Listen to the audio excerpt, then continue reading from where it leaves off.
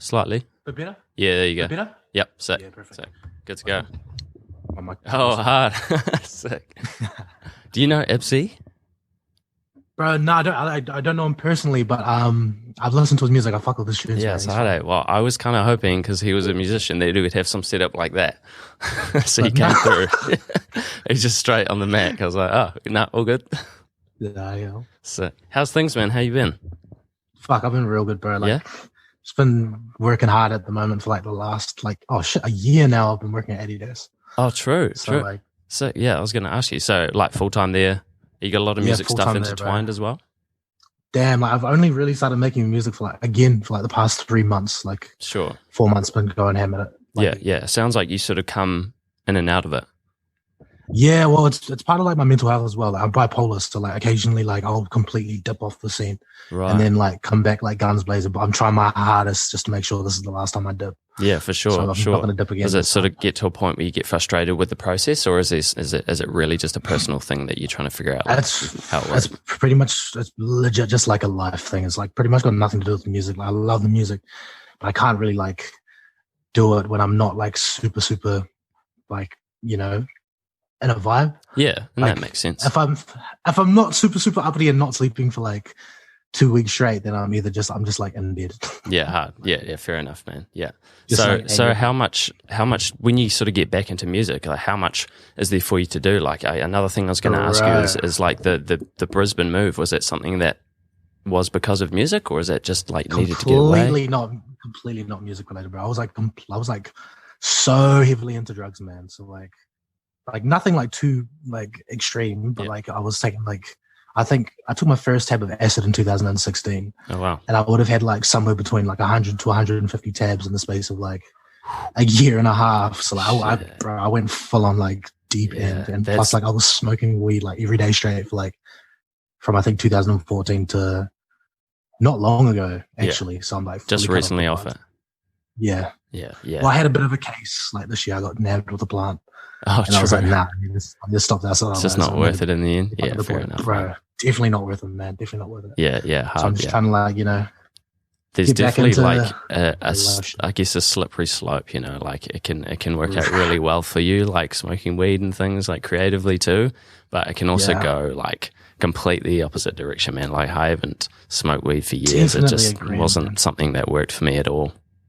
Bro, I felt like it did work, but I felt like the only reason why it worked was because I was just completely trying to like numb myself from like shit that happened in the past. Yeah, hard. So I was just like, instead of dealing with my issues, I just completely like just fucking burned them away, man, rather than like facing them up front. Yeah, for sure. How did you find the acid, like that amount of it? I'm sorry if this is too personal, but just like, how did you eventually get to a point where you can, because I've only really had one experience with it, so I'm not exactly in completely in tune with what it's really doing, but like you get to a point where you're sort of quite cohesive and you can still really do things.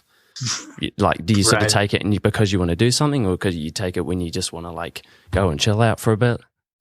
Definitely Suppose not it's a chill out, tricky man. question. I think the first time for me, like, it was probably like a heap to do with it was my first time. I didn't like know how to like take the drug and how to treat it. So like my first time I took like 4 tabs, and the crazy thing was each of those tabs was 300 UGs. So like for my first trip, I took like roughly the equivalent of somewhere between 8 and 12 tabs. So like, Fuck. yeah, from there, like, it What was an just out intro. there. It was such an intro, man. But like, I really learned so much from it. But I felt like over time, I just slowly learned less and less, Yeah, and yeah. just like I full on just like low-key ruined my life, man. Like, Yeah, for yeah. a while. But it opened me up to so many different things. I'm so glad that I did take it. Yeah, definitely. It's one of those like psychedelics in general. I really like. It's so easy to look at something like that and look at people that have used it and have. There's so many people who have different stories and different experiences in using those things. Like it's so easy when you haven't had that experience to say, oh, it's a drug, it's bad for you because look at this person and this person. But it's literally like something that is altering your state of mind. Like it's not. It obviously can turn bad in some cases, but it's actually like it opens up your way of thinking because you go, oh wow, like I can actually see things differently now. I can actually like change my perspective on things. It's like looking at life or like breaking the fourth wall of life, like in quite a literal sense as well. And it's like, it's quite great. At least that's what I got from it. I was like, oh shit, like Yeah. there's actually other Like, I want to say dimensions, but I want to get into that corny aspect of it. But that's my the thing was reality like, of it. bro, like I grew up and like both my parents are ministers, so like, I was going to church every Sunday, and I pretty much had this kind of idea of what life was, and then like as soon as I took like those 4 tabs, like Yeah. 4 tabs, Yeah, as soon as I it's took that trip, crazy. I was just like, damn, this is not at all what I thought it was. Like, dude, just like reflecting on things that happened in my past, like feeling stuff that like I hadn't felt for years purely because I was still trying to numb myself. Like, Yeah, for weed sure. and acid is so different in terms of like just Quite how I contrasting, took it as well. Yeah, Bro, it like can be very similar, 100% but also quite different. Like there's quite different, really a man. huge wall between them. Yeah. Yeah, No, I felt like with the weed, man, it was just like I was just trying not to feel so much, and then like as soon as I took the acid, I felt like everything all at once. yeah, that's a So pretty it was like a massive groundbreaking change, like man. experience, quite a really game changer. Because we can just be like, oh, okay, yeah, cool. Like I get weed, it does this and that, but it's like it's incomparable in a lot of aspects of it. But for me, man, it just didn't work at all. Like it's just because when you're young too, and all the people that you're around are doing it as well, it's so easy to sort of, it's just that peer pressure. Like that's probably the one thing that you get taught in school about it, is just the peer pressure. But like it's a real thing. Like once you actually experience that, it's like fuck. Like it actually is really hard sometimes to say no to things. Like it's really easy to have those things pushed in your face and like say no to it. Like because then like if you're in a group of people that are holding a standard of what someone should be in that group, usually in a male dominated environment, like you can easily like be shunned or like not be part of the group because you don't do those things, and it's so unhealthy. 100%. Yeah, I think that's a big problem in Dunedin, especially as Yeah, well. Like hard. growing up there, bro. Like your circles kind of like become your tribe in a sense, bro. Yeah. So like you kind of like develop mannerisms, like, bro. Like I found like when I was hanging out with my boys, like we'd talk like in a way that no one else could understand, in a sense, like so much. Like you don't even have to say anything to your boys after a while; they just know. Like you just like give them a nod. And then Yeah. pick up on things. Yeah, that's good. That's good to have at least some people there that can understand that when it gets to a boiling point, you can go, it's happening or something, get pulled away. 100%. Yeah. But I guess that's like the gift and the curse of having brothers, bro. Because like Mm. it's almost like you outdo each other, try to outdo each other. Like I find with other people, like binge drinking is a massive thing. I was never a big drinker. Like I would always just like we'd always just try to outbill each other. Yeah. So like as time, like it's so crazy just to see the boys like slowly pull back as well. Yeah. And I think it's just a maturing thing as well. Like I think everyone's doing that at that age, but that also like can be quite negative because that like alcoholism sort of gets ignored or not really talked about in people that age because it is such the norm. Like with such a huge student culture, particularly in Dunedin, like people will be abusing alcohol like on a weekly basis, but you don't think about it because, we're just with the boys. Like this is what we do on the weekend. We've got to go to town. We've got to do this. So we've got to drink. And it's like, well, I mean, it's just stigmatized. So people don't think twice about it with young people, and people will perhaps continue that trend because that's all they know that there is to look forward to in the week is going and drinking, and they can go down some dark pathways. 100%, bro. Also, the fact that it's legal, bro, like to the point where like that's one thing I've found is like people like heavily frown on other people for their drug of choice, even if they're addicted to their own drug. Like alcoholics will like heavily frown on like stoners and shit like that, but the only difference is one's legal, one's not. Yeah, exactly. Like exactly. Some of the coolest people I meet are stoners, man. They just kick back, play fucking PS4, whatever, and then like. Some of the craziest cunts I've ever met are just alcoholics, bro. Yeah. And they don't even realize. It's so easy to obtain it. Obviously, being legal, it's like you walk into a liquor store, you buy 224 packs of Spates. Like no one's questioning anyone doing that, And that was an interesting point of conversation when the weed referendum was going through. Like, oh well, who's to say you couldn't go somewhere and just buy? Because I think you could get a ridiculous amount of weed and the policies that they had for the referendum, and people going, well, who seriously is going to smoke that much weed, and would look at people funny for it. But like you could do that with alcohol. You see guys going into liquor stores and buying cases on beers and bowls of vodka and thing. No one questions that. Like it's scarily accessible, Bro, it's like you can go in and buy the whole fucking store and no one will bat an eye. But when you come in, that's the only time they will care. You could fill up a trolley of beer and no one would say anything. It'd be a sight, but it'd be like, you can do it.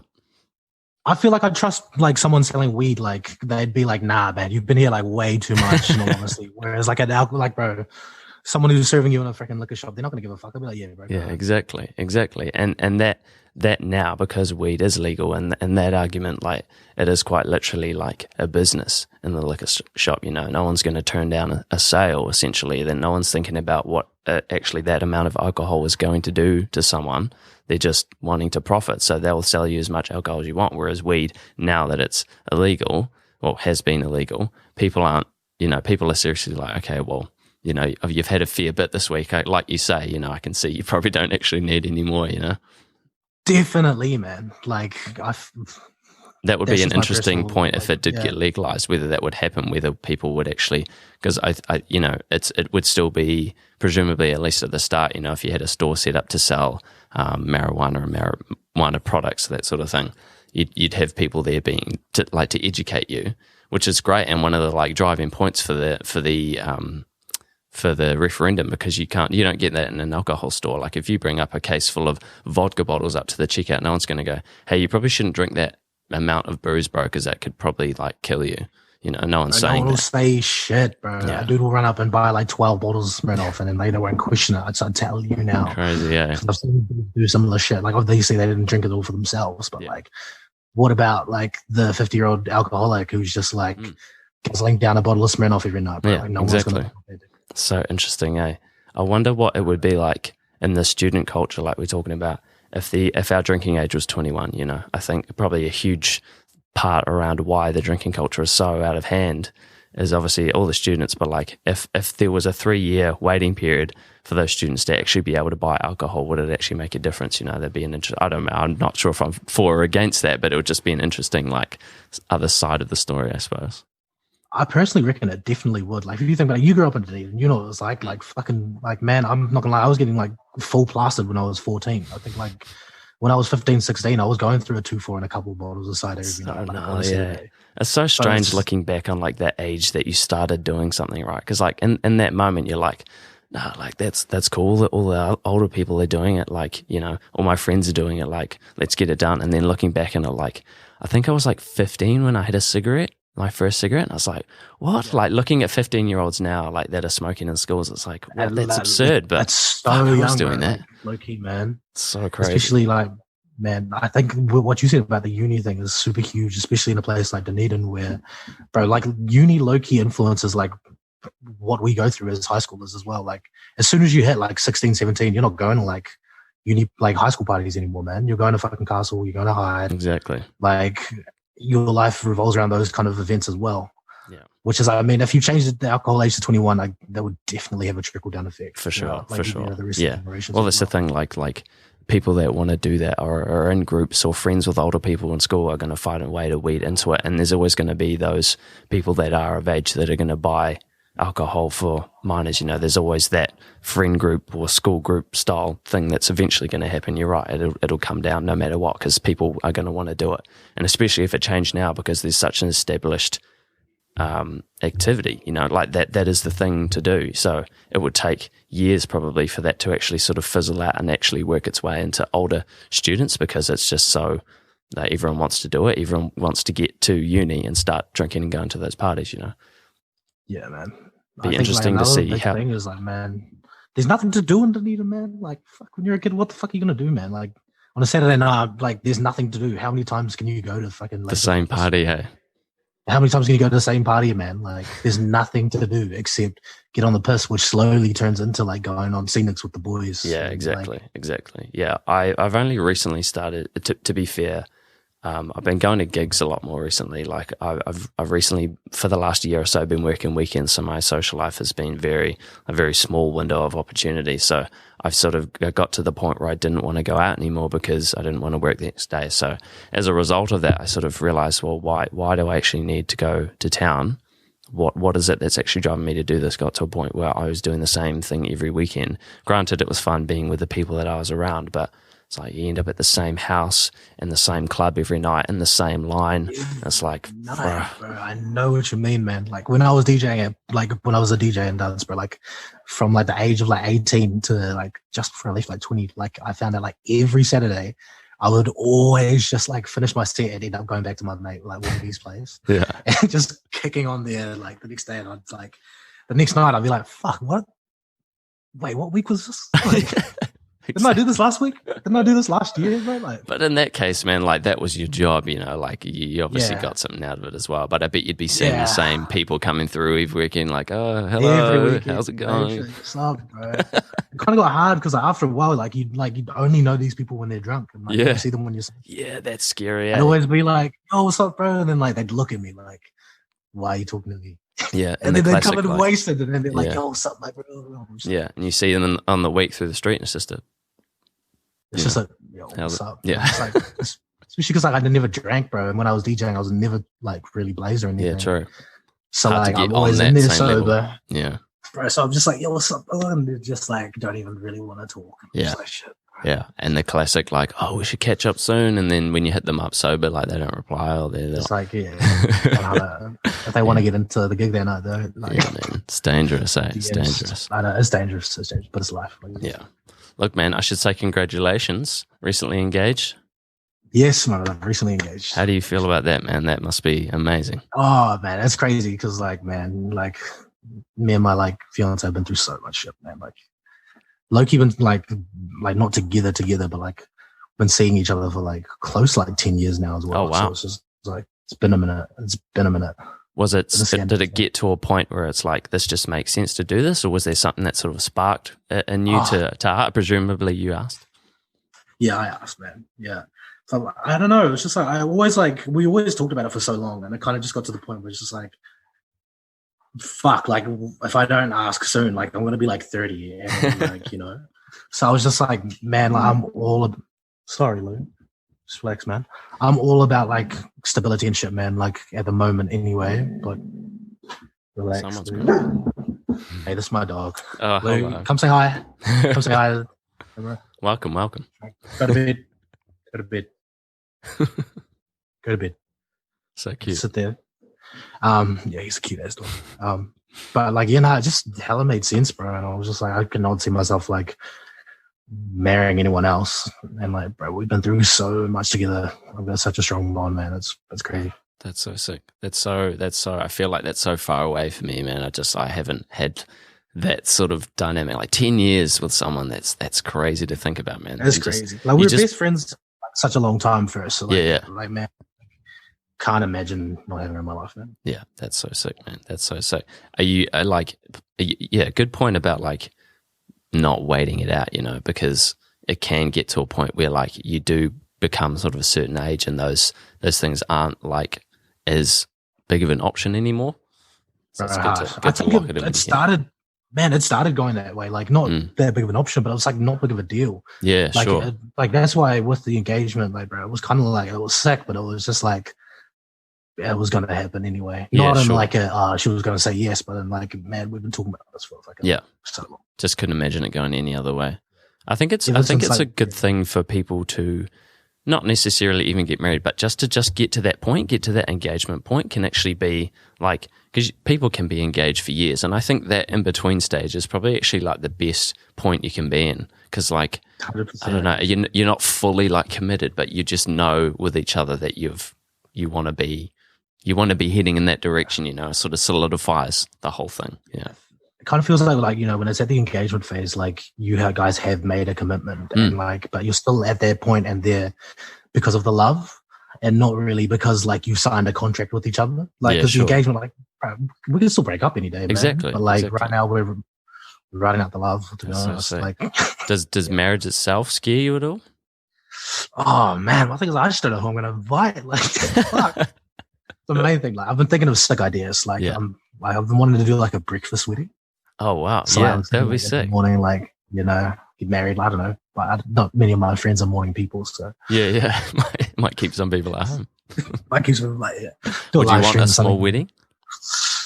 Yeah, but I feel like it'd be rude if I did, because there's so many people who like have had like a massive part in mine and my fiance's life. Yeah. That if I didn't invite, it'd be like so rude, and like I would feel bad. Like I wouldn't be able to like. It's hard, because there's so much money that goes into a wedding, and like the more people that you invite, the more expensive it's going to be, right? But like if you're someone like yourself that knows so many people and have been so many places, like where do you draw the line between the people that you need to have there and not? It's hard. It's been hard because especially with my workmates over here, like they're like, "Oh yeah, we're gonna come to your wedding. Like you're gonna get married here, right?" And I'm like, "Fuck, no way am I getting married here for like really? 20 people." You'd come back. Yeah. Well, I was going to say home, but you'd come back to Dunedin. Yeah, I'd come back home. Yeah, definitely would come back home. Yeah, Dunedin always been my home, man. Yeah. How do you find? So obviously, this move to Brisbane has been super beneficial for you. Is it just an opportunity thing, or is it an environmental thing? Like, is Dunedin always going to be home for you? And how do you see Brisbane? Like, what have you actually like gained from Brisbane? Because I've known a lot of people that have moved to Australia in particular from New Zealand, and it's either gone really, really well, like yourself, or it's gone quite the opposite way, where it's actually harder than they thought or didn't think it was going to be. What's your experience with that? Man, like I'm not gonna lie, it hasn't been easy at all. Like it isn't really like going like well as such. Like I think like I've just managed to live a normal life here, whereas back home, like I could not live a normal life. Like I didn't even have like a job when I was in New Zealand. The only job I really did was DJ. Yeah. Like I could not see myself holding down a 9 to 5 back then. Like when I was at home, man, I was so like wild and like not a cliche way, but like fuck, I was all over the place, man. Sure. So coming here and like just completely withdrawing, like I mean, when I was in NZ, like I was always with at least like somewhere between 5 to 10 of the boys. Like it was never by myself, unless it was just me and Georgia, my fiance. But now that I'm here, it's just like I spent so much time by myself, just looking into myself, like getting to know myself, getting to like, you know what I need to change, like digging deep into the past, I guess. Like, I guess the biggest thing being over here is definitely an environmental thing. I just needed to get away. Like I didn't see it at first. Like to be honest, I came over here for a holiday because like I was pretty gutted that my partner moved over because I was like pretty much just going to stay in Duds. But after coming over here, I was like, damn, like now I've got an opportunity just to switch my life. So it's been such a blessing in disguise. Like I've missed like all my friends and family like so much. Like the first year was so shitty. Like I remember I left because I bought my plane ticket over here the day I left. Like, oh, really? Yeah, I remember. Oh fuck! My missus was like, "Yeah, I'm here," and like I'm gonna say it's like it's pretty cool. And I was like, "Fuck, I'm gonna come over." So I did a gig that night, but early in the day, I sold my rockets and just like bought a plane ticket. I think I sold my rockets to Anthony Tip. That's commitment. That's commitment. And just gapped the next day. Yeah. And I felt real bad because I didn't really get a chance to say goodbye to my granddad. Oh, okay. And then a week later, he passed away. Oh, so it was bro, that really sucks, shitty, man. That's real tough. Yeah. Eh? And how typical too, you know? Oh, I know. Because you start thinking about how much time like you got to be around them when you were actually home and what you sort of take for granted. Definitely what you take for granted. That was a huge thing with me, man. Like my granddad like moved down to Dunedin. I felt like, I was still in my kind of like druggy phase. So I was like still billing up, taking tabs. So like I hardly ever really saw him, and he was there for like a year. I probably saw him like not that often. I had a flat, so I stayed there and like, didn't even come back for the funeral purely because I had job interviews and I just knew that like if I came back, I would stay back. Yeah, well, look, man, an example of that is me. I moved to Melbourne in 2016 really impulsively, and I found it really hard to find work there for one. But just in terms of what we're talking about now, my nana had passed away a couple of months after I'd moved there. I thought, this is how typical is this, because I didn't really know anything. Nothing was really going wrong before I left. I didn't really think twice about grandparents, and ended up doing that, even ended up coming back home for the funeral. And prior to making that decision, when I heard the news, I started thinking, well, this isn't working out for me anyway. I think I will just move back home. And that was sort of like almost the point at which I was definitely like, yeah, no, I have to move home. It's not working out anymore. But that was what happened for me. So here I am still, but I could have still been in Melbourne if that hadn't happened. So it's just how you deal with it, And it's so hard coming over here though, bro, because like it's quite similar to home, but like it's so different. And like, you pretty much have to start again, and like half the shit you've done back home doesn't really matter. Like, especially if you're just working like normal jobs and not really like, got like anything based on a degree. Yeah, for sure. Like, bro, it was just like, I moved over here, bro. I fucking had to work like, I knocked on doors for like the first 2 months. Like just selling power to people, which was so shit because like I acclimatized really quick. I tell you that. Yeah, for sure. Shit was mad hot over here, and then like fuck, it was not easy at all to start off. So like man. I'd never really done much of the job hunting before I had moved to Brisbane. Like, I've had my job since I was like 17 when I was in school, and that was barely an interview because I pretty much got the job because of my dad. But coming to Melbourne and having to look for work was not something I'd ever done before. So to having walk down these streets and go into these shops in a new city and getting rejection after rejection after rejection was really tough. Like, it's so weird, people saying no to you like repetitively. It actually gets like, and that's part of the reason why I get so like, you know, thinking twice about what I was doing there, because it was like, oh my God, why are so many people saying no to me? But that's just how it goes. It's usually people you know. Yeah, it's usually people you know, especially in duds. Like, you usually get your like jobs and connections through people that you know already. Yeah, I could ask any of my friends how they got their job, and it'd be through someone that they know, and that's just how it goes. You know, unless you're a star pupil with a full resume, then you're not going to get so far. How did you stumble into your job at Adidas? Well, I've only been working at Adidas for a year. It was actually crazy. Like, last year I had like a really bad year. Like, I probably left the house like 20 to 30 times the whole year. Really? And then I started getting like, well, my father's family just came over and they like kind of helped me get back on my feet. And so I was like, I kind of want to go and apply for jobs. And I was doing like just casual laboring at this stage. So like, I went into this mall and I just chucked my CV into like every shop. And I was like kind of like hella like down on myself and kind of like nervous. So I kind of just like didn't even think anything of it. But it's like, weird trying to sell yourself. Bro, I know, but everywhere that I applied, they call me back and offer a job, bro. No like, shit. Every single shop. So I was just like, oh shit, maybe I'm not like some weird ass introverted ass guy. That's so crazy. It's like the opposite of what I was saying. Bro, I don't know. Like, man, it was crazy because I had to pick between Platypus, Crocs, and Adidas. Crocs. Yeah. What did it come down to? Like aesthetics or pay?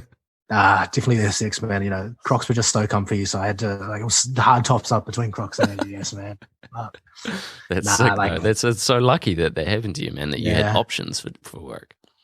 Yeah, but so that was kind of cool, and it's been really good to work in retail and just get used to talking to people again, especially after not talking to anyone but my PlayStation friends list and my missus for like 10 months. That was so good. That's so sick, man. That's so ideal. Yeah. How did you through lockdown and everything, how has that affected you?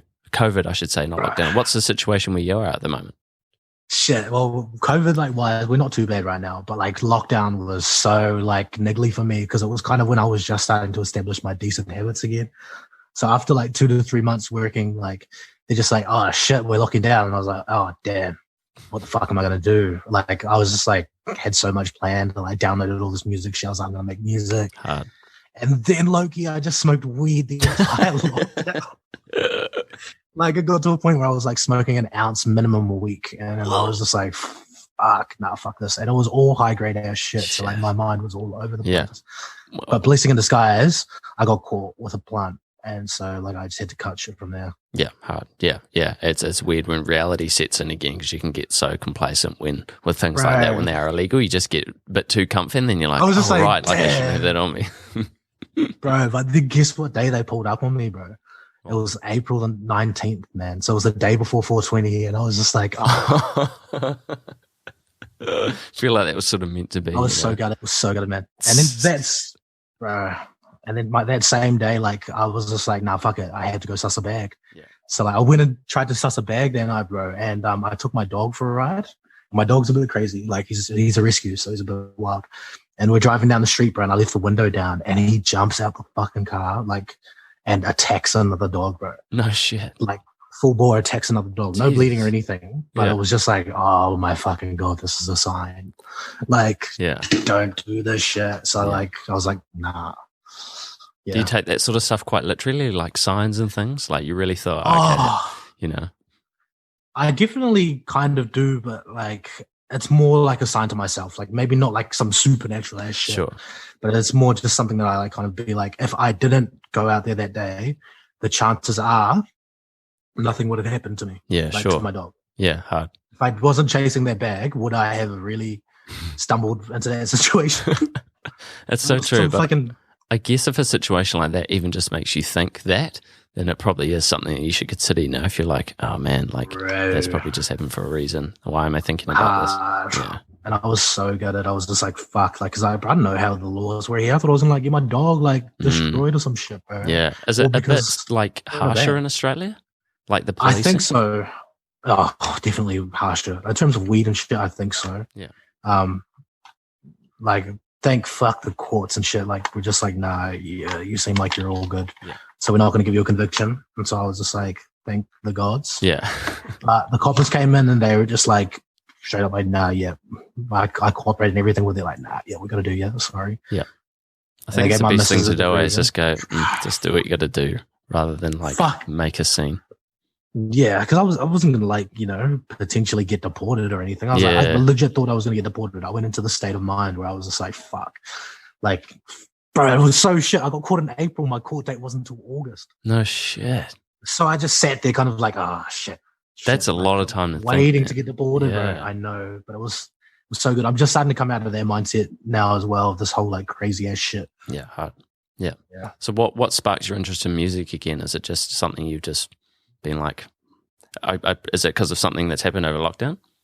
Nah, I'm not gonna lie. I've still been making music like the whole time I've been in Australia, but like it hasn't been like to my standards. Like, sure. I always like make something and I'll like delete it halfway through, or like, you know, I've probably made an album or shit that just got deleted in the last like month or two. Yeah. But like, I don't know, man. If it doesn't resonate with me, if I don't vibe it, like, nah, it's just going straight in the trash, bro. Yeah, and fair enough, man. And like you. It's got to meet your own standards, right? Like no one's going to tell you otherwise. No, like to someone else, it could have been like, "Why are you throwing this away? This is so hot. Like, what are you doing?" But if it doesn't work for you, what's the point in doing it? You know, you've got to reach a point where you're happy with what it is that you've made, right?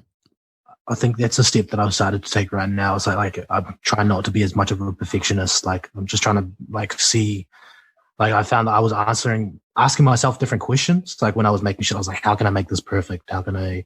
You know, do this. But now I've kind of like changed the way I think about music. I'm just like, it doesn't need to be perfect. It just needs to be good enough. So I've kind of like started to set like a little benchmark of where it needs to be. Sure.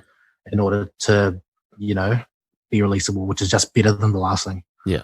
How much people do you have around you in that space? Like, is it purely a solo mission, or have you got people that you can feed off or show things to where you are? Man, I legit just show things to the boys back home. That was like the main thing. Like all the boys definitely got an album or two worth of shit from me, like sitting in the fucking messenger. But, and that's the opinion you want the most, right? As people, bro, because man, yeah, definitely. Like I've only recently like started to tap in with some musicians. Like I got like this is photographer dude that I've been friends of on Facebook for like a few years, and I just hit him up randomly out of the blue. Sent him my shit, he fucked with it heavy, and then started sending it to his bros. And now I've got like a few dudes that I've been, you know, going back and forth with, sending shit back with. Man, I actually had one musical friend that I made here when I first got here, bro. This dude called Raymond, Raymond Ladon. That's his name on fucking Spotify and shit. Go check him out. He's fucking dope. Plug. But yeah, me and him linked, bro, and like, he's actually like a fucking brother, man. Like, we met like only 3 or 4 times, but like we're legit like brothers. Crazy. You just know straight away sometimes with people, eh? Bro, like we talked once or twice on Facebook before we moved here, and then like I hit him up just out the blue, and I was like, "Yo, bro, what are you doing? How's your music going?" He's like, "It's going good, man. I just moved to Brisbane. Like, where are you at these days?" Shit. And I was just like, "Fuck, yeah, okay." That's meant to be. That's a huge sign. Yeah. So yeah. So man, he's been like a massive influence on me, massive inspiration. Like, awesome. We've been sending each other hella shit. That's so good. And he's been the one that's been going, "You need to finish your shit, can't." Yeah. It's so good to have that, eh? Because like as good as it is, like we were saying, to you know, make the work to your standards, it's also really good to get someone else to come in and go, "Oh, cool," or like maybe do this or that, or at least have some sort of influence or something else that can drive it as well. Because you can get so caught up in your own sort of tunnel vision about what something should be that you actually do need a bit of feedback in a lot of cases. I think that's healthy to be spreading the stuff that you're working on around like that. Bro, 100%, man. Like I found it's a team thing. It's not a solo sport. It's a team thing, bro. All the guys that are like the most successful dudes all got teams behind them. They've all got people that they can send their shit to, and like, you know, guys that motivate them and that they motivate. So like that's one thing I've been working on, especially is trying to like build connections and, you know, like make this a team sport rather than just like fucking solo squad mission. Yeah, definitely. That's super important, eh? you look like you've been making a lot of beats for people recently. So a lot of stuff you've been posting is other people's work. How do you find that side of music, like not doing stuff necessarily for yourself, or is it like you've made a beat of your own and sent it to someone and they've liked it? Like, what's the process there? Man, I always have been more of a collaborative artist. Like, even in Dunedin, like, it was always just make a status who would come around. Even some, bro, like, I've got tunes for days that I've made with random people that have just walked off the street, hopped into my room and laced tracks, and they actually sound solid. So I guess it's just been co-op. In terms of making music, I definitely work better with people than without people. Yeah. But like, yeah, it's been good, like, starting to make tunes here in Australia with people. Do you find you say you're sending things around a lot, like when you're working with another artist, is it, what am I trying to say? I guess, would you rather have someone in the studio with you, or is it much easier to just make a beat and send it to them and let them do something? Like, when you're making a beat, can you feed off someone that's like making lyrics for it? Man, like, I'd much rather make it with someone there, man. Like, it's all energy and just like sharing vibes, bro. Like, definitely. That's really what I want to do, is capture a vibe. Like, I'll always just think, what vibe are we catching? What vibe, like, bro? Like, I find it hard to make music with people I don't know. Yeah. Is that the reality of what it's like? How, oh God, what am I trying to say? Is that the reality of like, actually, I've forgotten how I was going to form my question. So obviously, like, having someone in the studio there, that's going to be way more enjoyable for the both of you. Like, the making the beat and sending it away, like, what does that feel like? Like, is it kind of a lossless media? Like, man, do you kind of like, oh man, like, this would be so much better if you were here to tell me that you wanted that, rather than going back and forth? I imagine that's quite tedious. Nah, well, pretty much, like, what I try to do is, like, every day I try and make at least 2 to 3, maybe 4 beats. Yeah. And I'll just, like, I've got a few people that they'll be like, yo, you got any beats? Or I'll make a beat, and then, like, majority of the beats that I make end up going to people so that we can collaborate on them, so that I can, like, lay a hook or lay a verse on them. Yeah. So it's like sending an impression, right? It's like, yeah, bro, it's like sending an impression, and I've already set, like, the vibe that I think, and I just, like, send it to someone else, and, like, half the time they'll send me, like, some dope ass shit that I never would have thought of. And then it's just like, kind of. Sorry, go. No, you go, bro. I was going to say that's the modern day music making, isn't it? The reality of today's is just like sending beats around. It's not going, hey, I want to make a song with you. You should come to the studio and I'll make a beat for you on the spot. It's like, oh, this is what I've had here for a week. Do you like this? You know? Yeah, and it's like, I kind of don't rate it, man, because, like, man, I grew up, like, in bands and shit, like, with my boys, like, Albion Place. So it was always like a collaborative process. And that sits, man. So yeah, man, makes a lot more sense that way. Yeah, isn't as dope, man, because I can't vibe what you're vibing.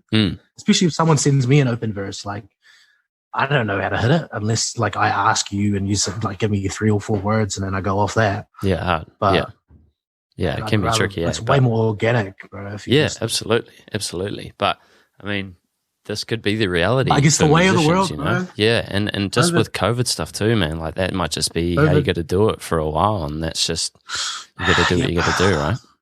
Yeah. Like, even, like, most of the shit I'm making right now that, like, I'm probably looking at releasing is just collabs with people. Yeah, so overseas in New Zealand. Yeah. So would it be something like a project of your own under your name, but just sort of a list of tracks by other artists? No, it's pretty much a project under my name. Yeah, me and features here and there. But I'm kind of just working on singles at the moment, honestly. Yeah, I think that's good though, especially if you know you're working on something, bigger in the future. If you can keep people's attention by releasing singles, that's good, like, headway, and it keeps you in the loop of everyone and yourself, even to be like, okay, well, I'm still making music, I'm still getting gratification while I'm working, not just sort of getting forgotten about while you're taking, like, a long period of time to get to, like, a full project, you know? Definitely, man. Yeah. And then, like, man, with this music shit, like, man, it's like, not only is it like just like a release of, like, emotion and shit, but it's like, man, you're putting shit out into the world that, like, people are it's probably gonna be on these streaming services and shit for hundreds of years, maybe not hundreds. Yeah, it's gonna be out there for a long time, bro. Yeah. So it's just like, do you really want some trash up there? Yeah, for sure. Yeah, you got to be sure. That's why I'm just kind of, like, working on these singles kind of thing, like, because it's so much pressure making an album. Yeah, like, obviously not right now. Like I haven't got my buzz or any shit like that. But it's so much pressure putting something out there as a whole cohesive project. And I'm a guy who like grew up on albums, like so. Fuck, I take that shit seriously. It has to like be a cohesive kind of project, man. Yeah, definitely. I just saw today. It's I think the 10-year anniversary of My Beautiful Darkness of Fantasy. Yeah, was that an album that you frothed? Oh, bro, hella frost, man. Yeah. I'm like one of the biggest. I easily say I'm one of the biggest Kanye fans in the world. Really? Like there's a few apps where like I held the record for. I was top in the world for Kanye with trivia. No shit. Like quiz apps, yeah, man. Shit. For like some time. Yeah. Like, yeah. So big influence for you then. Heavily. That's crazy. I just think his approach to like making multiple like genres of music, but like making it all fit under one umbrella has been like crazy. Yeah, man. That is crazy. How do you perceive him now as opposed to like his earlier work?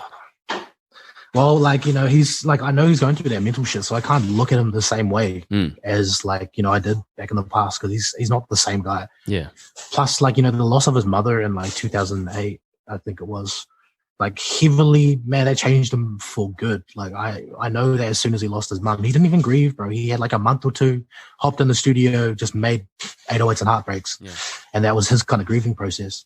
Yeah, that's so crazy, like, man, it's been so crazy to watch someone, bro. His whole life is art, bro. Like his life is art. It's a pretty crazy story to follow, eh? It is a crazy story to follow, bro. And even seeing his come up, car crash era. Yeah, and then crazy to be able to deal with, like you say, making that album after the passing of his mum. Like to be able to obviously that's his way, I presume, of getting through something like that, is just to do what you're there to do, not to like, well, not that he's serving any sort of purpose, I suppose, in the grant, or is obligated to do anything to that regard into what plays into his status and his role, but like to be able to just put your emotion into the work is just crazy, rather than taking the time to really grieve, which granted he probably did, but to flip that and turn it into something that like he makes, it's pretty impressive. Flip it and turn it into one of the greatest albums of the 21st century so far. Yeah. I need to go back and listen to some of that stuff, because I think that was one of the albums that slipped under for me. Bro. Yeah, and 808s, bro, if you listen to it, like he could release that album today and it would be just as amazing. Yeah. Like, I'll probably sound like a broken record, like a lot of people have said this, but a lot of artists would not be here had it not been for that album. Yeah, that's true. Yeah, damn, you've got me hooked now. I'm gonna have to go and check it out. And bro, I'm telling you, have a listen, man. Yeah, I'd had a lot of Kanye pushed down my throat in high school. Not to say that I didn't like it. I definitely liked his music, but a lot of people that I was hanging out with in school really bummed like some of his older stuff, and to the point where it's just constantly playing, like any party, like anything. It was always like those old albums of his, and just got to the point where it sort of wore real thin for me, and never took my own time to sort of actually listen to the album on my own and listen to it through. So like my attitude towards Kanye was very sort of mellow for a while, and then Yeezus came out, and then I woke up and I was like, okay, this is something really different, like something that I didn't even think was like possible with music, if that makes any sense. Like hearing that for the first time, I was like, what? Like, what is this? In like a really good way. It's like, holy crap. It was amazing, bro. That album's really special to me, man. Yeah. I find like I usually like link music with time limits in my life. But when my grandma passed away, she passed away the week before Yeezus dropped. Oh, really? So, like, man, I drove up to the North Island from Dunedin, and we just drove and caught the ferry across.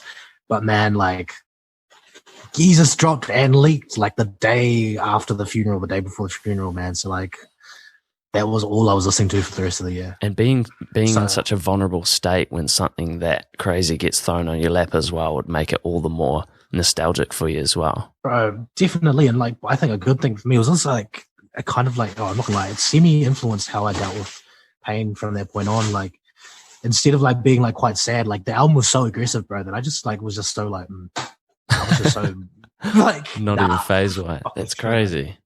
Fuck emotion. Yeah, hard, yeah.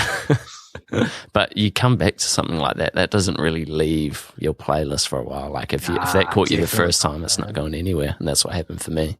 It's crazy. Definitely, man. That album is crazy. Like from start to finish, like top to bottom, amazing album. Yeah. What's your favorite track on the album, bro?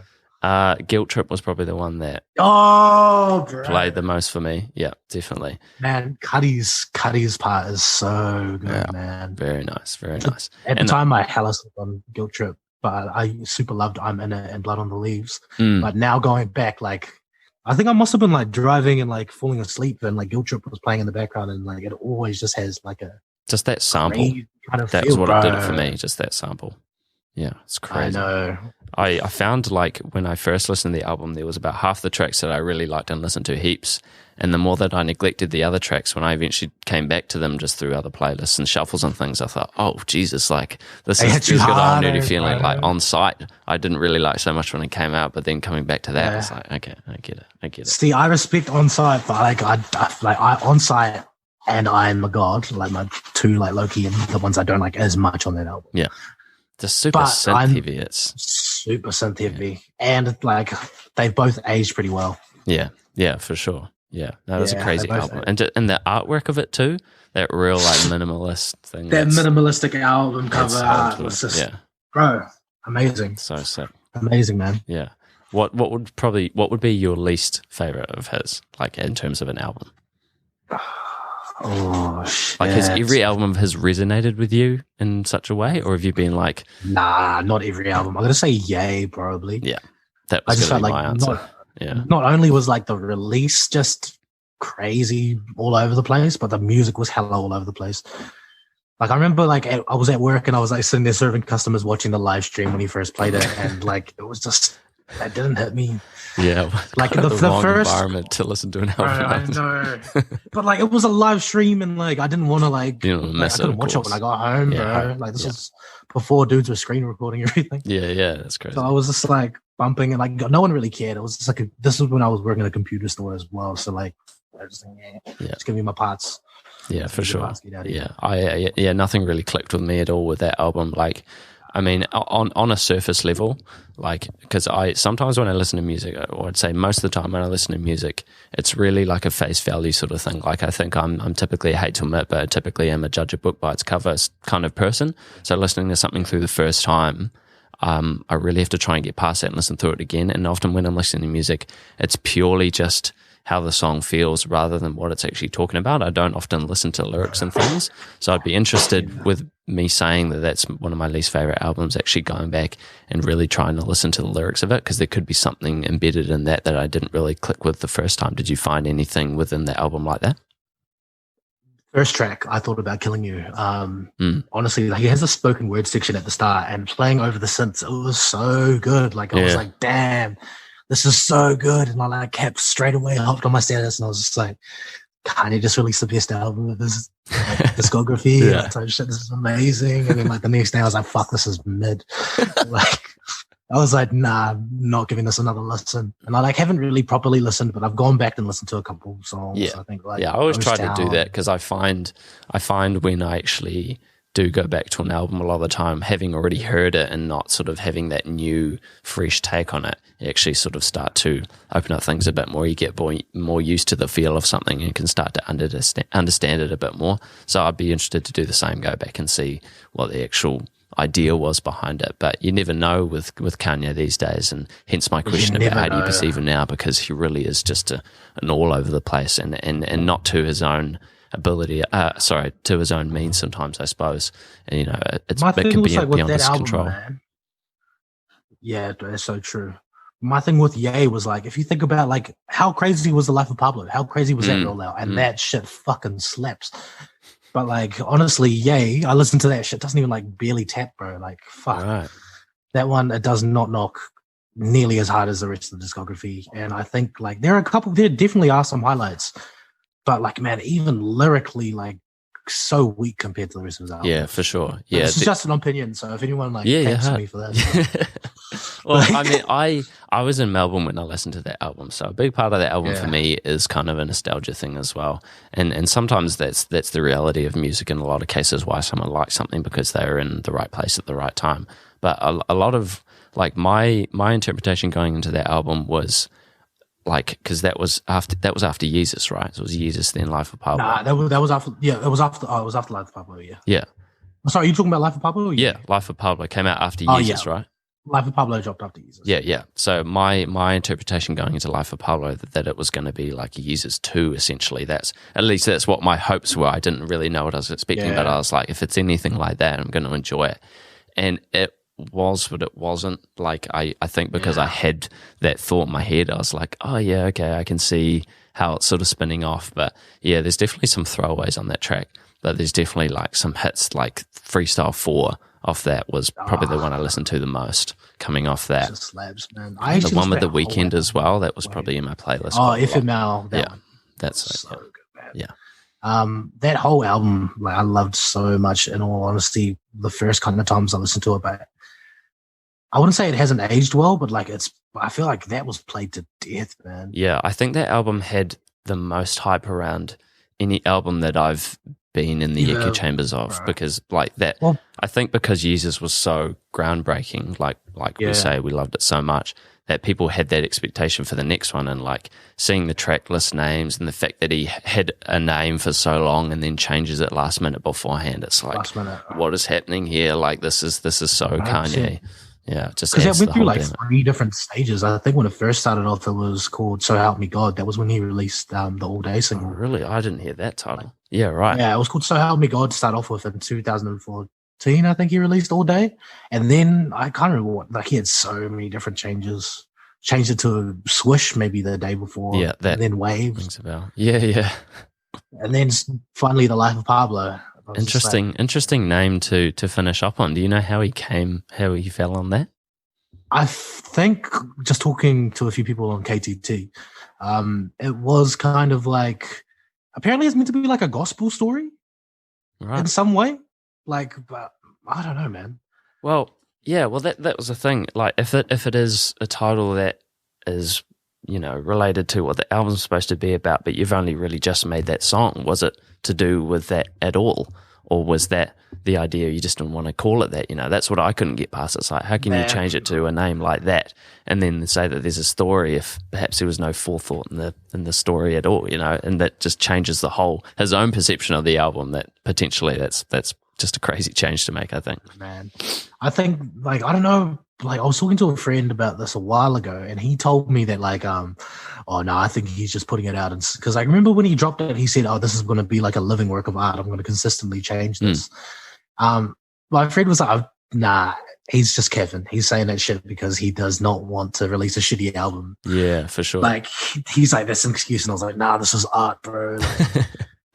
Like, I think there were like 2 remasters on the album. Is that right? I think there was like Freestyle. He changed the snare on "Father Stretch My Hands" a couple of times. That one. Yeah. Added Saint Pablo. Oh, I don't know if it was Saint Pablo, but he added that at the end.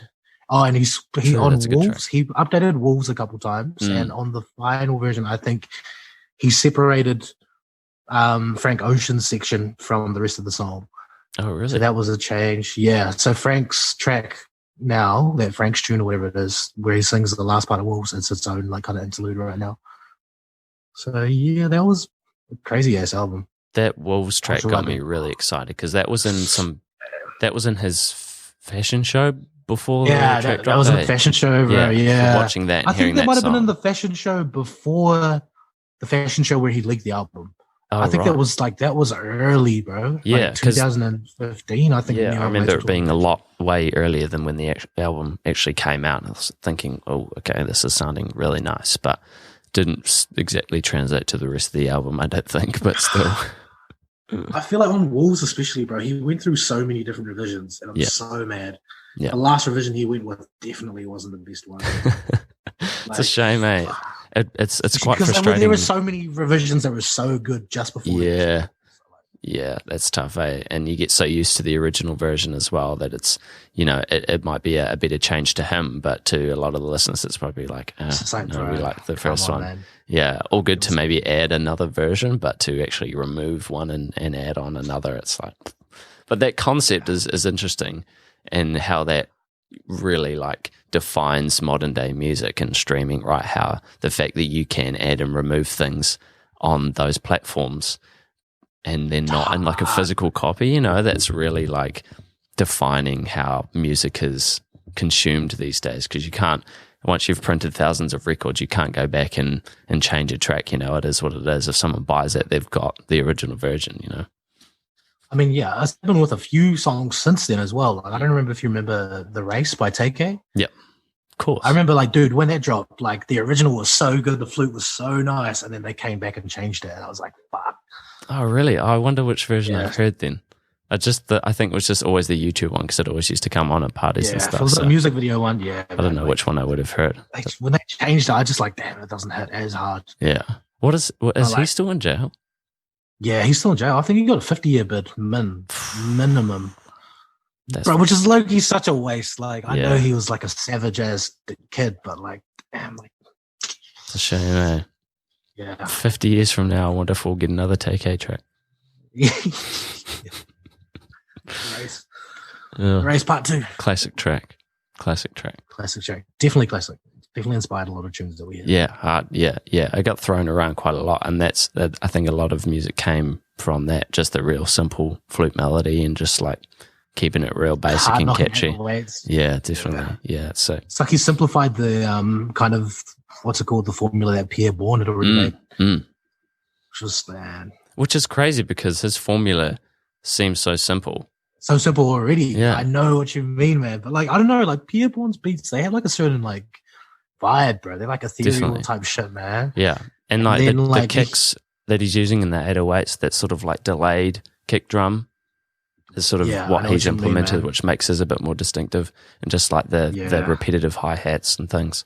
But like it's crazy how you can make that something seems so simple but so original. And like a lot of the production that he did on the Playboy Cardi album involved a lot of really just like 2 kicks and a 4 or even 8 bar loop, and then just like hi-hats and just like a really repetitive reverse melody, and like that was it. But it was like, at least for even me, like it was like, that's so sick. It's just like, it's literally like, sounds like 3 tracks and a flute. Yeah, it's just 4 notes and a bass. Yeah, sample ding, ding, ding, and a flute. And gets a fucking goes platinum. There we go. I think that's what I find with like what I love about this current trap shit right now. It's just like it's not like effortless. It's just like it's 100% in the moment. Yeah, sure. Like it's just like, you know, you either can do it or you can't do it. It's not something that you can like practice your ass off for years and years and get amazing at it. Like look at Cardi, dude, just like pretty much just dribbles on a track. Yeah, exactly. It sounds amazing. But like when you look at that as an art form, you know, people that say, oh, he's just speaking a lot of gibberish, he's just making noises. That's an art form that he's chosen to pursue, and he's done it well, and that's how he likes his music and wants it to be perceived, and people are enjoying it. So that in itself sort of explains why it's so good, because he's not just not caring about it, he's going, okay, well, I like the way that this sounds, and this is what I want my track to sound like, and people enjoy it, and that's all there is to it. The way he fucks with his voice too, like, man, his baby voice, like on like Pissy Pamper with Young Nudie. Crazy. And, like, bro, even I'm not gonna lie, like, fuck, when Pain 1993 dropped, I was like, nah, this is, bro, you fumbled this one. But over time, it's just like, shit, like, this is like, you actually did some artistic type shit on this, bro. Like, I was the same. He like took Thugger's shit and just went like, yeah, that's crazy. Yeah, no, he did it well. I quite like that track from the get-go, that Drake one. But yeah, it's quite a unique thing to be doing, and sort of like plays into this generation of internet culture and things as well, and almost like meme culture, because that's how it grabs attention as well, for people basically laughing at it, you know. But then people come around because they like it ironically, and then they just like it because they just like are constantly listening to this thing that they think is funny. Bro, 100%. Yeah, I think that's where a lot of his fandom comes from. Over time, you also start to like realize, like, or not realize, but like kind of like understand like the artistic choices that they're making. Yeah, exactly. Like after listening to that, bro, I can't imagine any other fucking verse on that song. Yeah. Like he couldn't have done it any differently. Like, to be honest, he did that perfectly. He came in so like, yeah.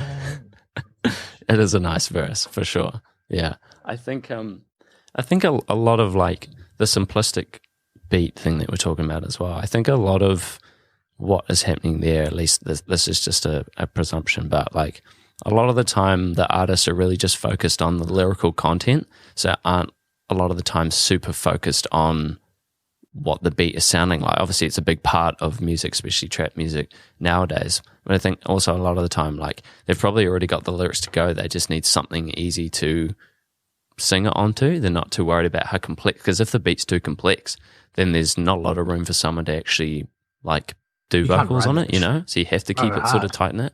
Yeah. Especially like you said, like today's era, like it's all about riding the beat, bro. It's not about like doing too much on those trap type beats. It's like you're setting the beat's there, you're setting a tone, like you're just finishing it off, man. Yeah.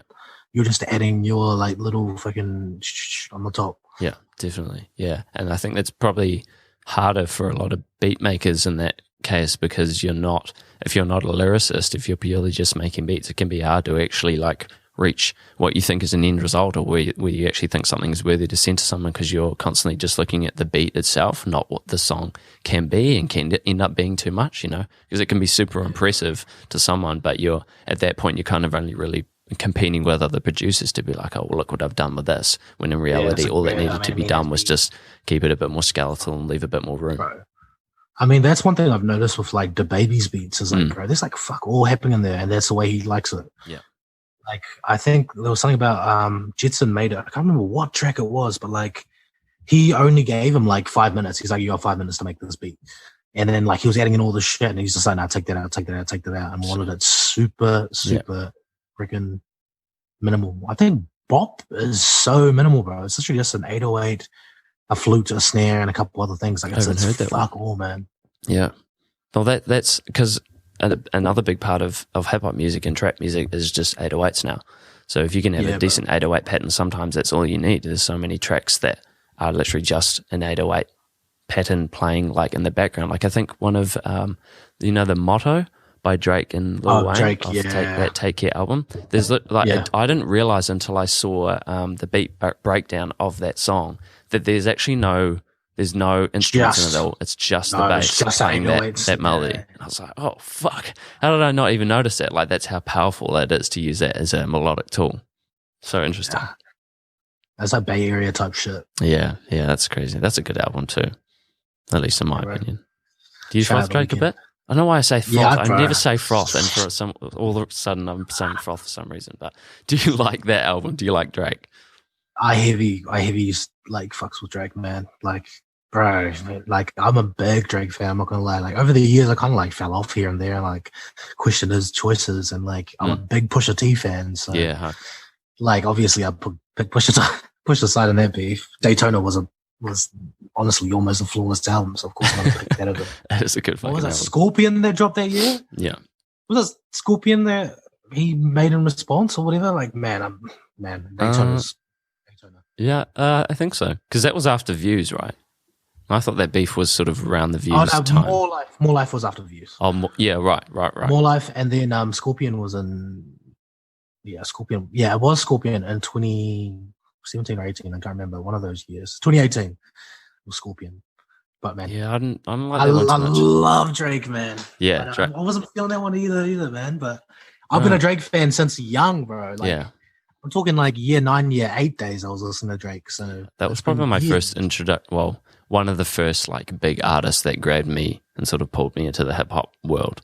Not that I hadn't really been in it already, but just like one of those really influential people like grabbed me into that R&B side of Drake as well. Yeah. And his earlier stuff was when that really grabbed my attention.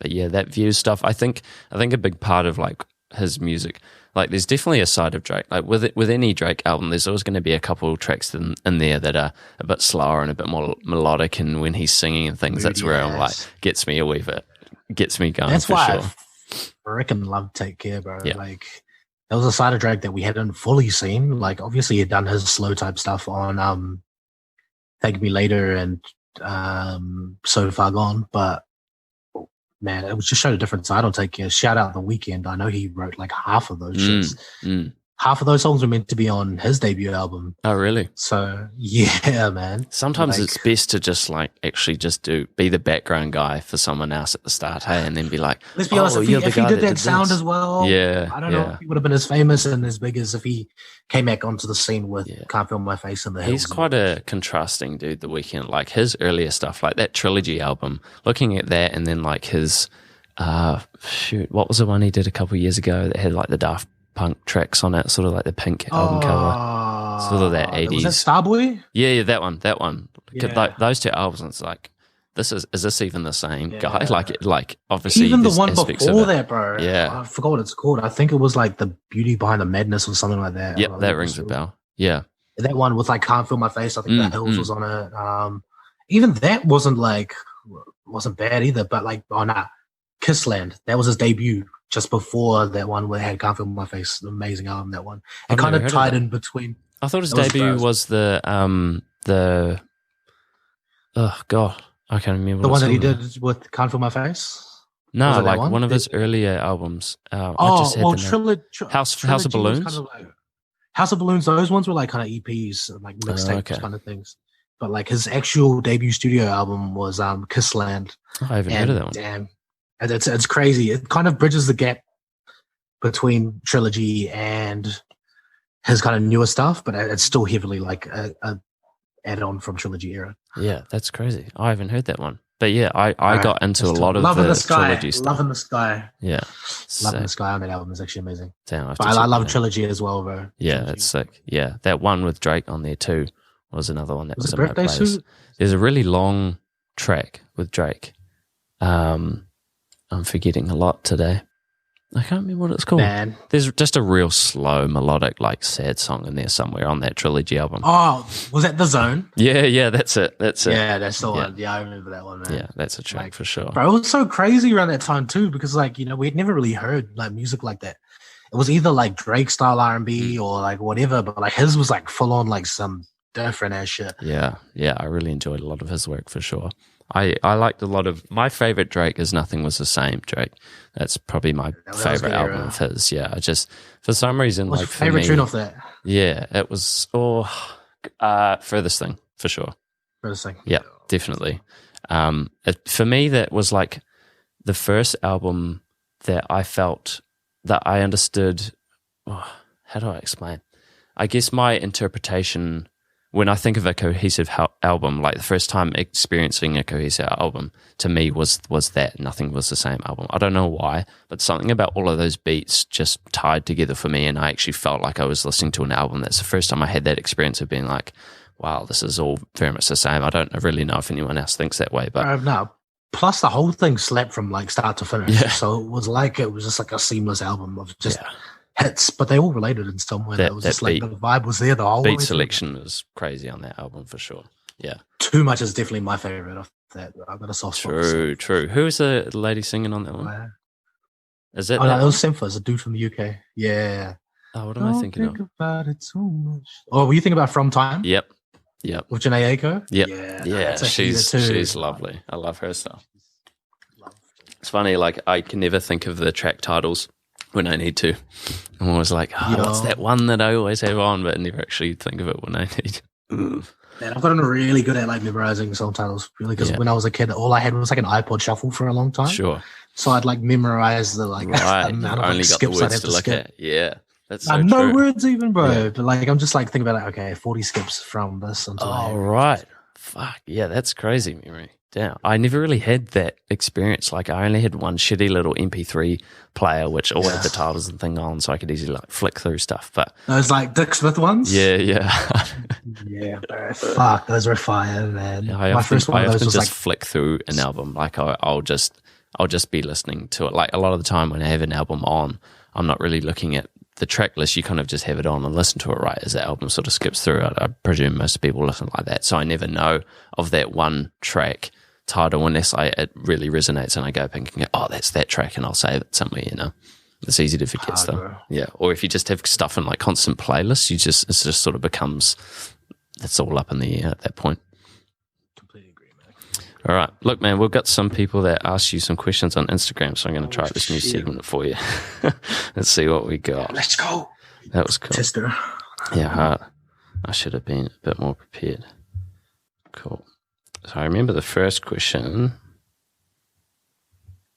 Oh, man, there's internet in this place. Here we go. All right.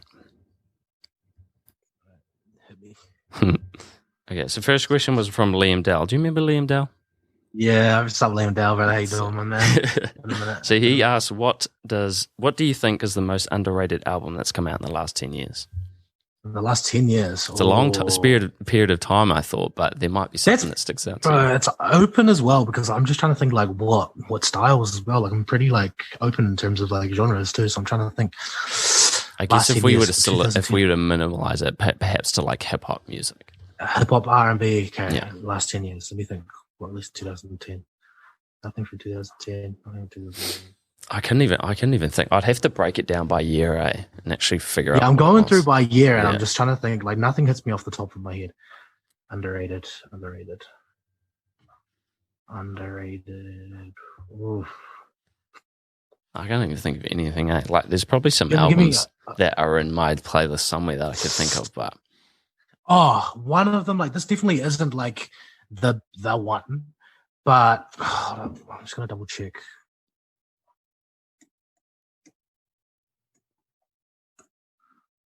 Yeah, Big Fish Theory by Vince Staples, bro. Is that the one with the really wacky album cover? Like really, with the fish on the front. With the blue. Yeah. I reckon that was hella. That's one hella underrated album. Personally, for me, like 2017. Like I'm just putting that up there. Also, My Name Is My Name by Pusha T. Like obviously, like I got a bit of heat, but like man, underrated album for me. I'm gonna give you 3 or 4. Yeah, get hard. What else? Man, there's so many to think of right now. Nah, that was overrated. That album that came into my head just then. How would you define something that's underrated? Like something that just doesn't get recognition. Didn't get enough recognition based on like, man, I'm probably not going to say like another one that's not underrated as an album, but like just as an artist and like songs, like probably like a lot of Young Lean shit was hella underrated at the time, bro. Dude, like changed the whole game, man. That's kind of part of it, right? Like something that's so different and so unique is not going to pop off straight away. It's not going to go straight to the top because no one really knows what it is yet, And that's, I think, how he stayed sort of in that underground channel in a way and hasn't really blown up because it's still so different to so many people. Just that European, like what was vaporwave style rap stuff is still like foreign to so many people. Bro, half the shit that like that influenced culture in such like a massive way. Like even like the Kyoto music video, like bro, he's wearing polo hats in that video. That was crazy. Yeah, I was on Tumblr when that came out, and like people sharing that. Same here, like, bro. Do you remember the Hurt music video? People are still doing that VHS shit with the lean, fucking Arizona Iced Tea shit still going off. Like, I don't know how he was so onto it. Like, how do you think? Was that just normal for those boys in Sweden, or is that just like something he thought up to like romanticize these bottles of iced tea? Like, it's so interesting. I don't know, bro. It sounds like his music was actually just a full-on like expression of himself. Like I've been watching heaps of his interviews recently. I'm about to go to his movie on Friday. Yeah, dude, I really want to see that.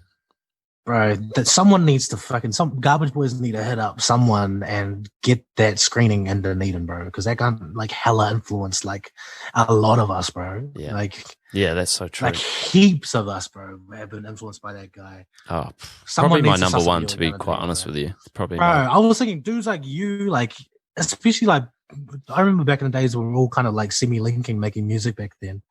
Like, everyone was influenced by Lean. Like, and this was 2 years after blow up. Yeah, man. 2-3 years after I'd known who he was through like the Tumblr channels and stuff, and I didn't really know sort of where he'd gone since then because I'd been so sort of out of the loop. Like, I didn't have a lot of his music saved, I suppose. So I liked it for what it was and where it was, but had sort of fallen off from me for a wee bit. And then when I started hanging out with those garbage boys, which was Reaper at the time, so Damon and Tane and all of those boys, they were listening to it heavy.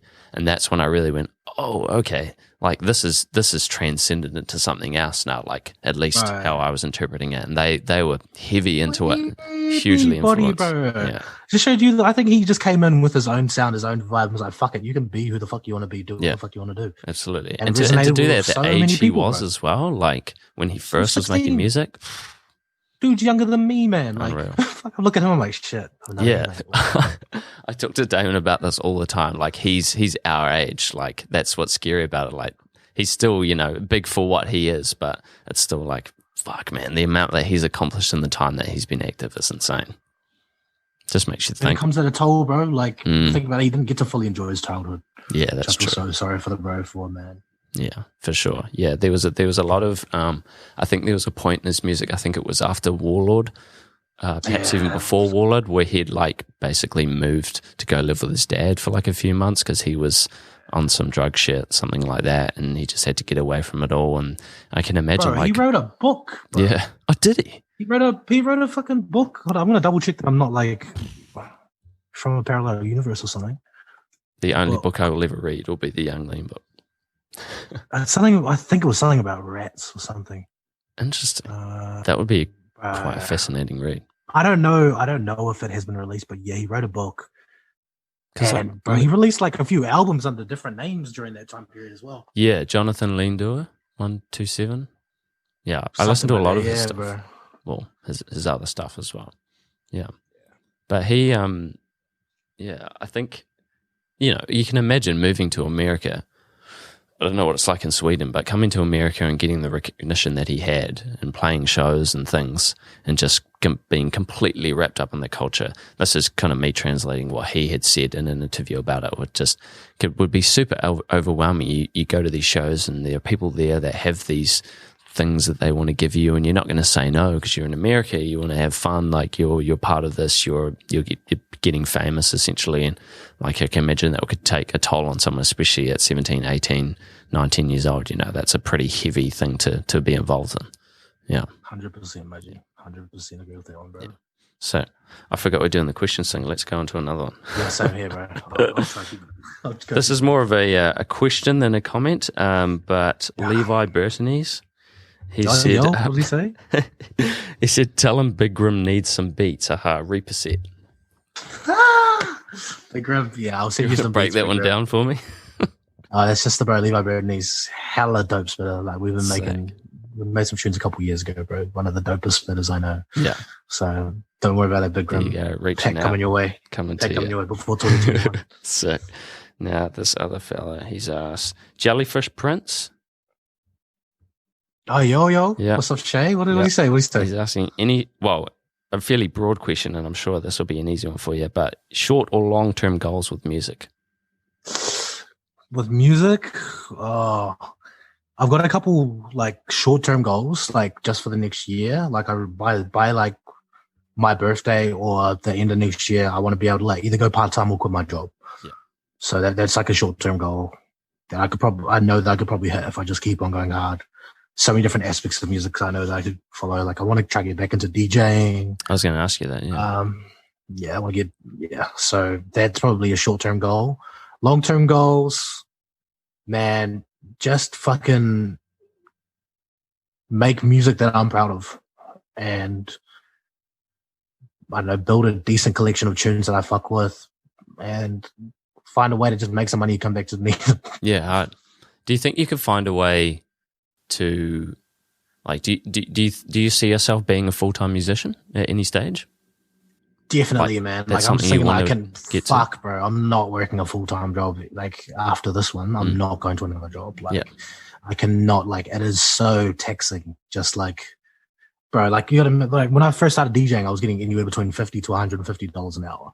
So, like, to come to 25, like 24, has just been like, what the fuck am I doing? Like, this is just bullshit. I don't understand how people did this shit, man. Like, I understand why people sell drugs now. Yeah, like, for sure. Shit is so shit. Yeah. Waking up every day. Yeah. Going to a shitty job that you don't like just so that you can do shit that you do like. Yeah, for sure. Man. Yeah, it's an interesting thing to have to do, isn't it? I feel the same, man. I wish I could 100%. Not work my job, but that's just the reality of how I have to live, That's a sad revelation. Yes, I'm just trying to get out of the rat race, trying to get out of this shit. But I guess the difference there, like with you getting paid, what you're getting paid for DJing, is that you're not DJing. Well, at least I presume not DJing as every day, and not for as long as you would on a working day as well. So it's basically spreading 100%. Out like the load of it, which is 100%. Makes sense, but it also like $150 an hour to $25 an hour. It's like Yeah, I might have only done like 2 or 3 hours in the set and then still got taxed hella, but still, like you see that rage and it's just like, my God. Yeah, that's sick, man. Like, are you actively looking for DJing gigs, or do you think that's something you're going to start doing? something I'm gonna start doing, man. I'm just like trying to like I haven't like properly DJed in like 2 to 3 years. Like I did a festival set earlier this year, and then like it was the first time I touched DX in like 2 years. Yeah. And then I like had just did a DJ set not long ago in Brisbane. I did a dubstep set. So just trying to like, you know. Feel like you're in quite a vast range of music, like in terms of what you DJ and what you produce, because you made a D&B track recently, which I really enjoyed, and I sort of thought, wow, like you're obviously like a bit of a fan when it comes to D&B, like you've been listening to that stuff for a long time. Like, is that is that music to you? This was something I was going to ask you before and I forgot. Is that something like, is there music that I presume it's all serious, but like, is there stuff like when you're working towards an album that's going to be a particular genre, right? I presume something that you like the most. Is it sort of more just fun to make like a D&B or a dubstep track, or is something that you're seriously pursuing as well? Or is it just you just want to be like a producer? I'm seriously pursuing like all of the shit, all of the different styles of music that I'm into. Like, man, it's purely because like I've just been like so involved with so many different styles of music. Like I started off in bands, bro. I started off in choirs. And then after that, like I remember when I was like 11 or 12 years old, like my mate Isaac Usher gave me his iPod to put like some Chris Brown songs on. And I was just like, okay, yeah, bro, I'll give you all my Chris Brown shit. Like, dude, I have a CD that you had put tracks on, which I got from Dan Bellamy. I just remember that, dude. I have it somewhere at home. It's just a whole mixtape of stuff that he got from you. And I just remember being so excited about having like Levini's music on a CD. That's so... Bro, I used to burn CDs for like so many other boys. It's so crazy. Like, I'm trying to think bro, that was like hella. I put heaps of Acorn and shit on that, I think. Yeah. There was some remix on there of I think it was by J Squad, if I remember correctly. It was a remix of a Panic at the Disco song. Oh my god! The I Write Sins Not Tragedies J Squad remix, bro. That was like all that me and Dan listened to when he gave that to me. I just remember that was the only song. It was so different. Was that around that like Crump era, I think, as well? Yeah, bro, that was so crazy. I love that shit. But man, pretty much with all this music shit, like I got given an iPod when I was 12, bro, and it was just filled with like dubstep, D&B. So many different styles of like deep electronic music that like influenced me to this day. Like shout out to Joe Usher and Isaac Usher. They both like hooked me onto that. It was actually Joe's iPod, but bro, that heavily influenced my taste. I'd still be listening to fucking DJ Noise type shit if it wasn't. Yeah. It's so crazy. And like there becomes a nostalgia aspect of that stuff too. Like I think you're always going to have those tastes in those music. It's just you end up transitioning sort of with everything's going. But to come back to that music, that's like, I think the best part about music is just discovering old songs and things like that as well. I've happened so many times, found random CDs and like old iPods that have had like old tracks on them. And fuck, I completely forgot about all of this music. I think it's the best experience you can have sometimes. Yeah. Definitely is, my bro. Shay had another question in there as well. If you could see any artist dead or alive at a concert, who would it be? Dead or alive, man. I'll probably have to say 2 or 3. Bob Marley, definitely one. Obviously, like I'm not gonna lie, Michael Jackson would be fucking amazing to watch, like just performer. That would be crazy. Yeah. And then this is actually so hard. I need to do one alive. I feel like I know the answer, but I don't know how you feel about them in a concert form.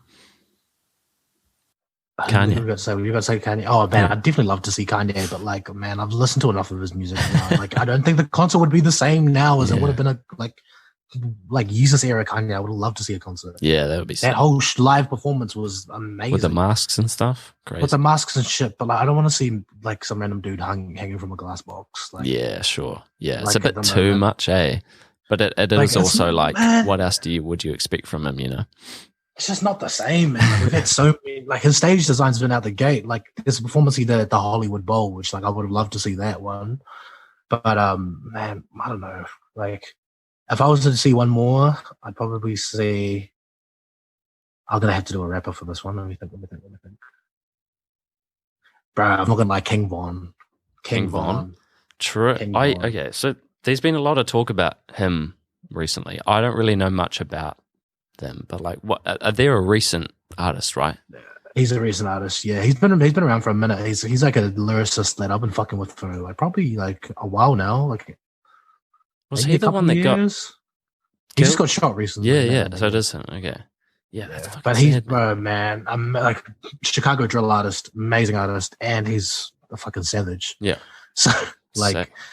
Yeah, you gotta find him a concert, such a bro. loss, bro. Yeah, that Yeah, sucks, man. but bro, just the way, like, I've seen a couple of his live sets that he's just done, like on radio shows and things, like, or for Audio Mac, I think it was, and like, dude, like, it's just amazing. Just him and the piano was just out the gate. Yeah. So definitely probably King Von. Sick. It's purely because I can't see him again. Yeah. Because he was amazing.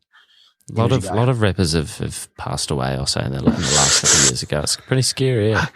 I was about to give a list of RIPs, but like, man, if I do that, I'll be here for like an hour or two. Yeah, exactly, man. Yeah, it's crazy. That I haven't been super like close in terms of like who I listen to. Like, there's been no one that's passed that I've been really like upset about. Obviously, it's upsetting to hear those stories, but no one that I've been like, oh my god, that's one of my favorites. But when Pop Smoke died, that was probably one of like the harder hitting ones that I've like heard about. That was pretty tragic. Man, I've taken a couple sick days, like, just because I've been so like kind of fucked up. Yeah. Dude, I took a sick day when X died. Do you remember that? Yeah, I took a sick day when XXXTentacion died. Yeah. I think like Pop Smoke's death coincided with my day off, so it was fine. Yeah. But like, bro, like, you build such an attachment to these rappers, bro. It's crazy, like, yeah. like, not just that, their life story, like their energy, like, it's just so upsetting, man. And just, I think especially with Pop Smoke's case, it wasn't necessarily the fact that like, I was sad that like he just died and all this shit. It definitely was sad, but it's just like, bro, he was on the come up. Like hella. And me, like, I'm a massive fan of UK drill, have been for like a few years now. And I really saw that with the rise of Pop Smoke, like UK drill will have finally have gotten like the props that it really deserved. Yeah, definitely. You know, Yeah, well, like, that's what it's drove hella- me to it. Yeah, I think I didn't know I liked it until I heard Pop Smoke, which is kind of a backward thing. Like I'd heard it, but like when hearing Welcome to the Party for the first time, I was like, oh. And then you hear it and you're like, damn, these UK drill beats are actually fucking hard. Yeah, Like, that's what I was like, bro, fuck. Man. There's too many genres in music. Eh? It's too vast. Yeah, but yeah, well, it's crazy to think that all he had to do was drop his address accidentally. I presume it was accidentally, and gone. Accidentally, bro. It's a shame, man. Real Hoovers, shame. those damn Hoovers, eh? All right, next question. Who we got?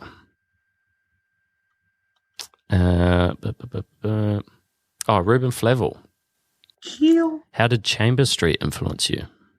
Bro, shout out Ruben Flavel, shout out freaking, oh man, shout out a few, shout out Niwa, shout out Myth, shout out Jack Smith, shout out Jerome, shout out Mark Futz, shout out Finboo, shout out Lloyd McGee, shout out Emil.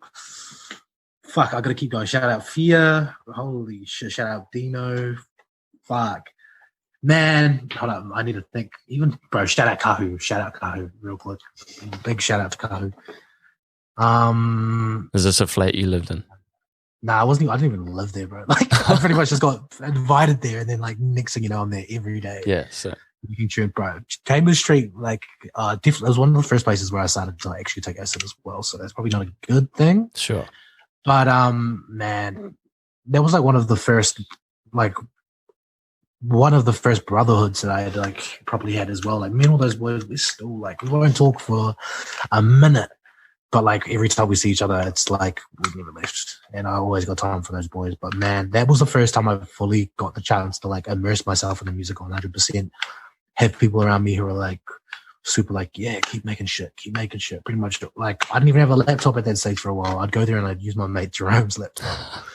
That's when you know it's real, right?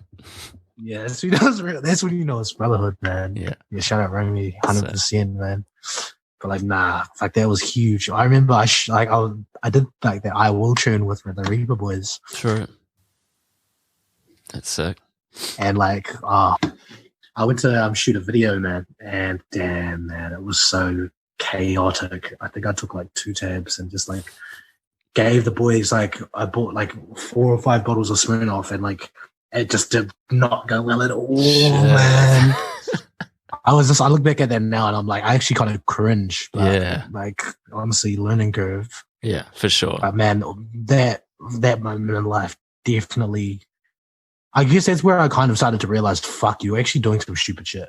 So, Sure. I don't know, like, in my music, I love to talk about like kind of like real shit, getting over like doing bad shit. Like I like to have a bit of substance, and that definitely came from Chambers. Yeah, yeah. Well, I mean, sometimes like as many negative things could have come from a place like that. That can also be part of like the influence in a way, and not so much influential, but just like a moment in time where you sort of realize something was not potentially going the way that it should have, and you were able to sort of progress from that. You know, it's not necessarily just like a place and time where it was bad. It was be a place and time that you thought, okay, well, I am who I am now because of what happened at this place. You know, definitely, man. So, look, Levine, this has been really great. I really appreciate you doing this, man. It's really good to see you and having catch up with you. Yeah, you too, brother. Hope you're doing well, man. Stay on the line. I want to have a chat with you afterwards, but we'll wrap it up for everyone else. Yeah, Sweet, too, man. My brother. Thanks, good everyone. chatting, my bro. Bye. Peace, guys.